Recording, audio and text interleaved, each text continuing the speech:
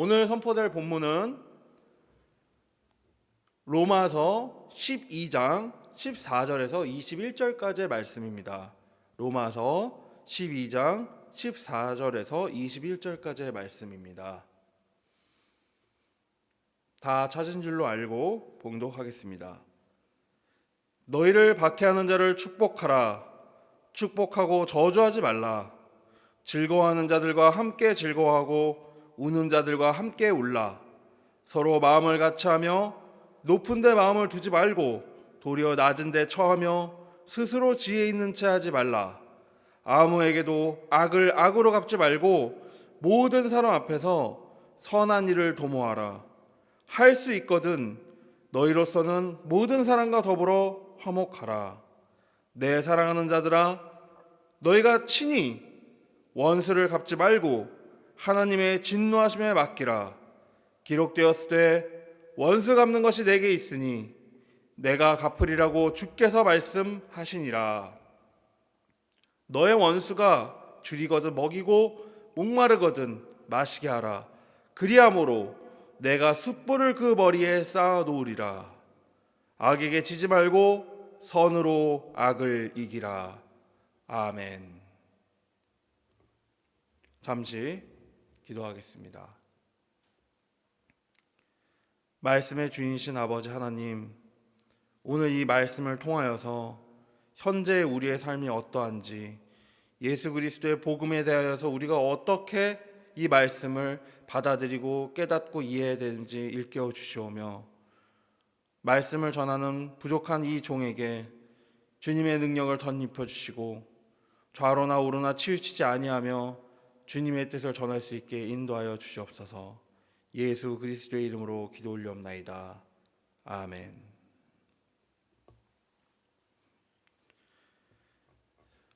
오늘 성경 본문에는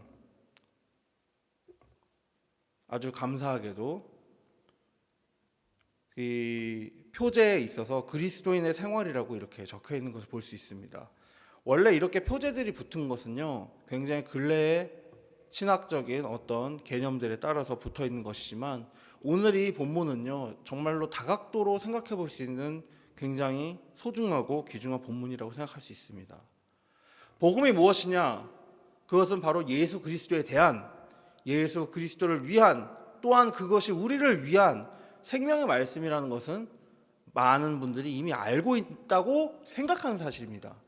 그런데 이 복음이라는 것이 실제 삶에서 어떻게 관찰되어지고 어떻게 그것이 주위에 영향을 주는지에 대해서는 성경에도 여러 가지 이야기들로 그 상황들이 펼쳐지지만, 우리는 그렇다면 어떻게 할 것인지에 대해서 고민을 하게 됐을 때 어떠한 성경 본문을 읽어야 될까라고 생각했을 때 정말로 추천해 드릴 수 있고 정말 우리가 다시 바라봐야 될 본문이 오늘의 본문인 것입니다. 여러분 어떠합니까?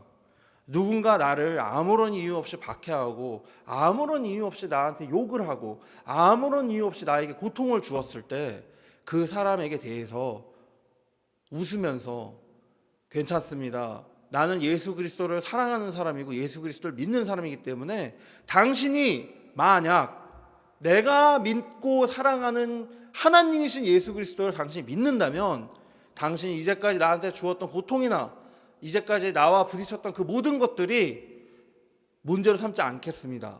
이런 사람이 흔히 있을 수 있을까요? 참 드물죠. 그러나 우리는 성경을 다시 한번 들여다보아야 합니다. 얼마나 많은 사람들이 예수님을 박해했을까요?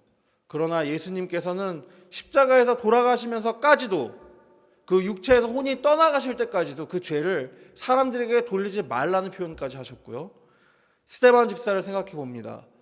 돌에 맞아서 죽어가는 와중에서도 그들의 죄를 그들에게 돌리지 말아달라고 기도하면서 주께로 나아갔던 스데반을 보게 됩니다. 또한 이 기독교 역사를 보면 얼마나 많은 순교자들이 순교를 당하면서 자기를 죽이고 박해하는 사람들에 대해서 당신들을 위해서 기도합니다. 내가 지금 죽지만 당신들은 예수님을 믿게 될 거고, 당신들은 사랑하게 될 거고, 당신들은 하나님의 백성입니다 라는 말로 선포하면서 죽어갔던 수많은 선교사들과 그런 순교의 이야기들을 어디선가 한 번쯤은 다 들어보셨을 것입니다. 그렇다면 어찌하여 그렇게 예수 그리스도의 사랑을 표현해야 되는 걸까요? 아니, 막말을 하면 안 됩니다. 이 자리는. 그러나 기독교인이라고 맹물입니까? 기독교인이라고 무슨 사냥을 당하는, 마치 동물계에 있어가지고 초식동물과 같은 그런 존재가 기독교인이란 말입니까? 그것은 아니겠죠. 그렇다면 어찌하여서 하나님의 방식은요, 공격하고 빼앗는 것이 아니고 놓아주고 잃어버리는 방식이었냐는 것입니다. 오늘 본문을 보면 그것을 이해할 수 있습니다. 이미 이렇게 이야기는 시작됩니다. 너희를 박해하는 자를 축복하라. 축복하고 저주하지 말라. 이것을 오해하면 안 됩니다. 우리를 박해하는 것이요, 영적으로는 먼저 누굴까요? 우리가 죄인이고요, 죄를 사랑하는 사람들이고요, 우리가 죄에 둘러싸이는 존재라면요, 역설적으로 우리를 박해하는 자는요, 예수 그리스도의 복음 자체입니다. 하나님의 빛, 하나님의 말씀은요, 끊임없이 우리 마음속에서 갈등을 불러일으킵니다. 성경은 분명히 말합니다. 살인하지 말라, 간음하지 말라, 도둑질하지 말라, 그 이외에도 여러 가지 절대로 하지 말라는, 반드시 이것을 어기면 죽는다는 율법이 있습니다. 그러나 그것이 때에 따라서는 우리의 마음속에 큰 짐이 돼서 우리를 공격할 때가 있습니다. 그것에 대해서 우리는 생각을 해봐야 되는데, 그 말씀을 주신 하나님을 정말로 받드는 삶을 살아야 된다는 것이 맞는 것이고, 그 인간이 지킬 수 없는 그 수많은 율법들, 그 수많은 규례들, 우리가 잘 하려고 하지만은 범하는 그 오류들 사이들에서도 예수 그리스도의 이름으로 우리가 구원받은 것에 대해서 감사해야 된다는 것입니다. 그러므로 즐거워하는 자들과 함께 즐거워하고 우는 자들과 함께 울어야 되는 것이 있습니다. 교회라는 것이 나 개인의 교회일 뿐만 아니라 내 가족과 공동체의 교회이고, 그렇기 때문에 이 예수 그리스도의 복음 안에 있는 사람들과 함께 복음 안에서 즐거워하고 함께 그 슬픔도 공유해야 된다는 것이겠죠. 서로 마음을 같이하며 높은 데 마음을 두지 말고 도리어 낮은 데 처하며 스스로 지혜 있는 차 하지 말라. 지혜자가 누구입니까? 오직 예수 그리스도이시기 때문에 우리는 그런 자세를 가지면 안 됩니다. 예수님도 말씀하셨습니다. 종이 그 주인보다 낫지 못하고